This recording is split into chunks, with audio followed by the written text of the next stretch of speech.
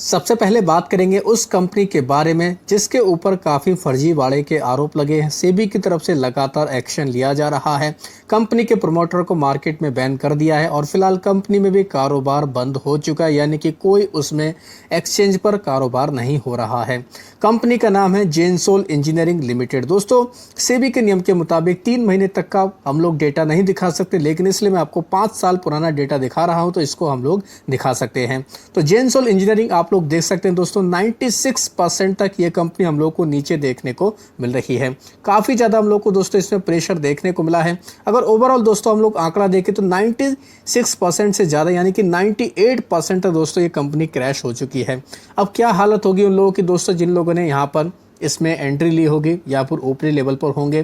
तो कहने का मतलब ये है कि किसी भी कंपनी पर भरोसा नहीं करना है आप लोग को, खास तौर पर जब तक वो उसके कॉर्पोरेट गवर्नेंस के ऊपर सवाल उठ रहे हों या फिर कंपनी 1-2 क्वार्टर का चल जाता है कि 1-2 क्वार्टर में रिजल्ट खराब आए हैं। अगर लगातार कंपनी के रिजल्ट खराब आ रहे हैं तो खुद से भी आपको दोस्तों प्रॉपर स्टडी करना चाहिए। तो जेनसोल इंजीनियरिंग में जिन लोगों ने सारी चीज़ों को स्टडी किया होगा, प्रॉपर होमवर्क किया होगा, तो वो दोस्तों आसानी से निकल भी चुके होंगे। लेकिन जो लोग सीधे साधे हैं वो तो लोग इसमें दोस्तों काफ़ी फंस भी चुके हैं।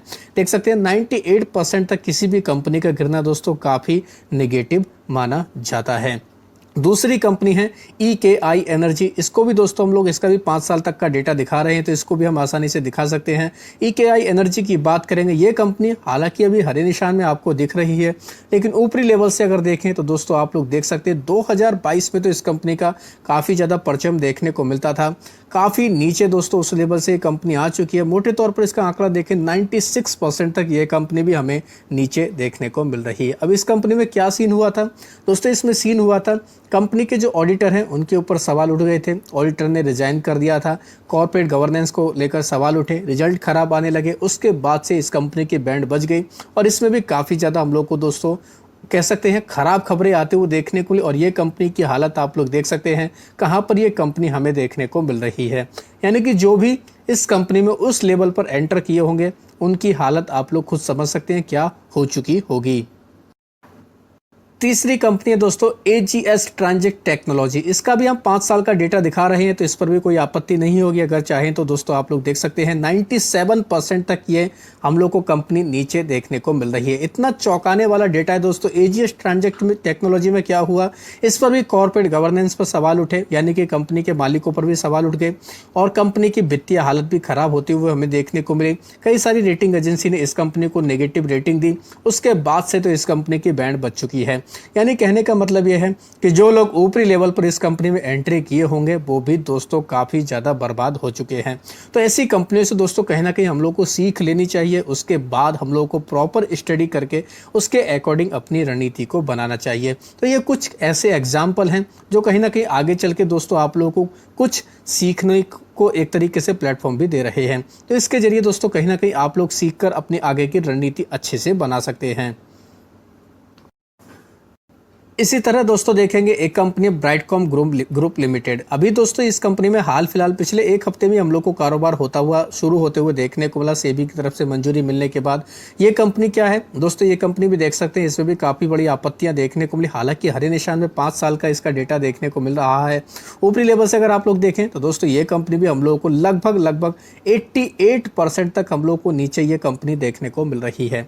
तो कहने का मतलब ये है कि ऐसी कंपनियों से आप लोग को दूर रहना चाहिए, अच्छी कंपनियों में जाना चाहिए। दोस्तों मेरा ये नहीं कहना कि आप बिल्कुल ही इग्नोर कर दीजिए, स्टडी करिए।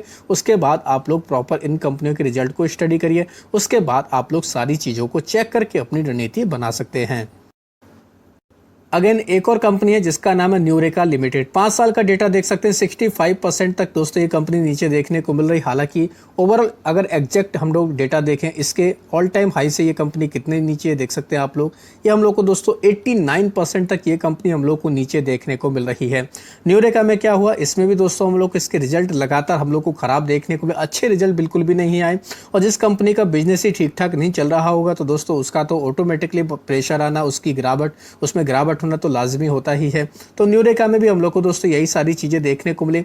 लगातार इस कंपनी के रिजल्ट हमें खराब ही देखने को मिले हैं। इस वजह से भी इस कंपनी में काफ़ी ज़्यादा प्रेशर देखने को मिला है। लैंसर कंटेनर लाइंस की बात करेंगे। ये कंपनी भी दोस्तों करीब 5 साल पहले काफ़ी ज़्यादा हम लोग को खबरों में देखने को मिलती थी। 5 साल भी नहीं कहेंगे, 2-3 साल पहले काफ़ी खबरों में देखने को मिलती थी।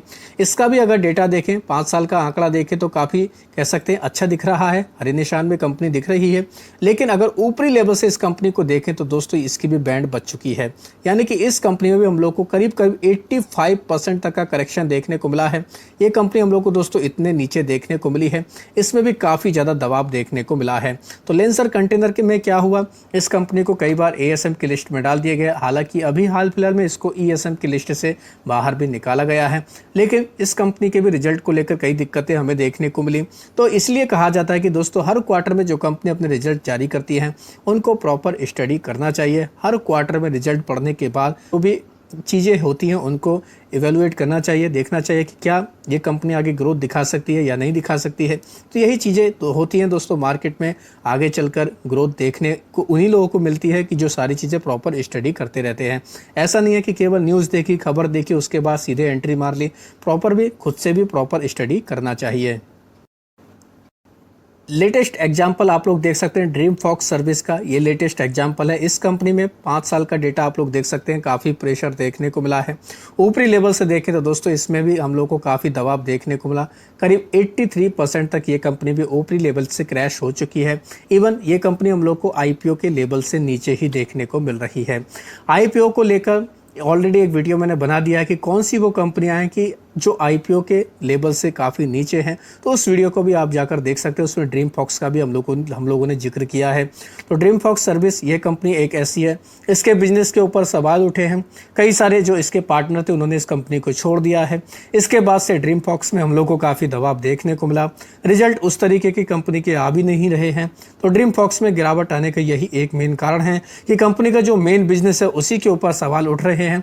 तो इसी वजह से लगातार इस कंपनी में भी हमें गिरावट का माहौल देखने को मिल रहा है। एक और कंपनी है जिसका नाम है डेल्टा कॉर्प। डेल्टा कॉर्प को लेकर लगातार सवाल उठते रहते हैं। कभी जीएसटी काउंसिल में मामला जाता है तो कभी दोस्तों इस कंपनी के बिजनेस मॉडल पर सवाल उठते हैं। लगातार ये कंपनी हम लोग को गिरावट में ही देखने को मिलती है। इसका भी दोस्तों 5 साल का डेटा देखें तो कभी 300 के ऊपर ये कंपनी देखने को मिलती थी। उस लेवल से देखें 75% तक का इसमें करेक्शन आ चुका है। तो कहने का मतलब ये है कि उस तरीके की कंपनियों को भी आप लोग को स्टडी करना चाहिए कि उसका बिजनेस मॉडल क्या है, आगे चल के कोई दिक्कत तो नहीं होगी। तो इन सभी चीज़ों को भी आप लोग को नोट करके रखना चाहिए।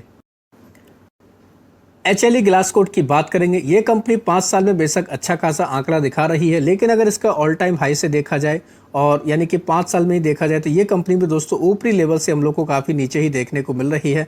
लगभग 70% तक के दोस्तों ये डाउन पर है, लेकिन बीच में इसमें थोड़ी रिकवरी आई थी, इस वजह से इतना कह सकते हैं 70% का डाउन देखने को मिल रहा है। नहीं तो इसमें 80-85% तक का करेक्शन देखने को मिला था। तो एचएलई ग्लासकोट के बिजनेस पर भी थोड़ा सा हम लोग को असर देखने को मिला था। हालांकि इस कंपनी के कॉर्पोरेट गवर्नेंस को लेकर कोई सवाल तो देखने को नहीं मिला था, लेकिन हाँ कंपनी के रिजल्ट लगातार खराब आए थे। उसके बाद इस कंपनी में काफ़ी ज़्यादा हमें दबाव देखने को मिला था। तो एचएलई ग्लासकोट भी एक ऐसी कंपनी है जो काफ़ी ज़्यादा निचले लेवल पर हमें देखने को मिल रही है। इस लिस्ट में दोस्तों अडानी ग्रुप की भी 2 कंपनियों का नाम है। अडानी टोटल गैस का अगर खास तौर पर नाम देखा जाए तो आप लोग इसको भी देख सकते हैं। 5 साल में ये कंपनी हम लोग को बेशक हरे निशान में देख रही हो, लेकिन अगर इसको देखा जाए तो दोस्तों जब हिंडनबर्ग की रिपोर्ट आई थी तब इस कंपनी में काफ़ी ज़्यादा हमें करेक्शन देखने को मिला था। उस लेवल से देखें दोस्तों अभी भी अडानी टोटल गैस ये कंपनी हम लोग को लगभग 85% के करेक्शन पर देखने को मिल रही है। यानी कि उसके बावजूद ये कंपनी अभी तक ऐसा नहीं हुआ कि उभर कर आई हो। अभी भी ये कंपनी 85% के करेक्शन में है। जिन लोगों ने ऊपरी लेवल पर एंट्री ली होगी उनका क्या हाल हुआ होगा आप लोग खुद से देख सकते हैं। अडानी ग्रुप की एक और कंपनी है दोस्तों अडानी एनर्जी सोल्यूशन। इसका भी 5 साल का अगर डेटा देखें तो ये कंपनी भी काफ़ी ज़्यादा हम लोगों को लाल निशान में ही देखने को मिल रही है। इसका भी अगर देखा जाए दोस्तों overall data Adani energy solution ने बेशक हरे निशान में दिख रही है दोस्तों 5 साल का डेटा देखा जाए, लेकिन ये कंपनी हम लोग को दोस्तों काफ़ी ऊपरी लेवल से नीचे देखने को मिल रही है।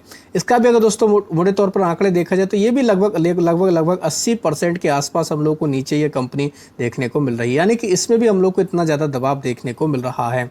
तो अडानी एनर्जी सॉल्यूशन यानी पहले इसका नाम अडानी ट्रांसमिशन हुआ करता था, ये कंपनी भी अभी तक दोस्तों वहाँ पर देखने को नहीं मिली जहां पर पहले हुआ करती थी। इसमें भी इतना ज़्यादा हम लोग को दबाव देखने को मिला। जब से हिंडनबर्ग की रिपोर्ट आई तब से ये कंपनी हम लोग को लगातार खबरों में देखने को मिलती है। हालांकि अडानी ग्रुप की कुछ कंपनियां जो रिकवर कर चुकी हैं, लेकिन ये कंपनी अभी भी दोस्तों हम लोग को 80% के डाउन पर ही देखने को मिल रही हैं। इसी लिस्ट में दोस्तों एक और कंपनी हम लोगों को देखने को मिलने वाली है, या फिर कह सकते हैं आगे चल के देखने को मिल सकती है, जिसका नाम है IEX। भारत सरकार की तरफ से जो IEX के ऊपर मार्केट कपलिंग को लेकर दोस्तों जो 1 जनवरी से लागू करने की खबरें देखने को मिली हैं, यानी मार्केट कपलिंग शुरू होगा तो IEX के बिजनेस पर काफ़ी इम्पैक्ट पड़ेगा। तो ये कंपनी भी काफ़ी ज़्यादा हम लोगों को प्रेशर में फिलहाल देखने को मिल रही है। इसको भी अगर देखा जाए ऑल टाइम हाई से, तो ये दोस्तों ये कंपनी भी लगभग हम लोगों को 50% तक के नीचे देखने को मिल रही है। 55% तक का इसमें भी करेक्शन है। तो अगर ऐसा होता है दोस्तों, ये लागू होता है, इस कंपनी के बिजनेस के ऊपर इम्पैक्ट आता है, तो IEX भी दोस्तों काफ़ी ज़्यादा कह सकते हैं ये कंपनी भी ऐसी हो सकती है कि इन ऐसी कंपनियों की लिस्ट में ये भी शामिल हो सकती है। तो दोस्तों अगेन कहूँगा, ये वीडियो केवल एजुकेशनल पर्पज़ के लिए है। पास्ट जो भी आंकड़े रहे उनको केवल आपके सामने रखा गया है। कोई भी दोस्तों रिकमेंडेशन नहीं है, तो आप लोग खुद से प्रॉपर स्टडी करें, उसके बाद अपनी रणनीति को बना सकते हैं। तो आशा करता हूं दोस्तों आपको ये वीडियो अच्छा लगा होगा। वीडियो अगर पसंद आया तो चैनल को सब्सक्राइब कर लें, बेल आइकन को दबा लें, ज़्यादा से ज़्यादा लोगों में शेयर करें। धन्यवाद दोस्तों, बाय बाय।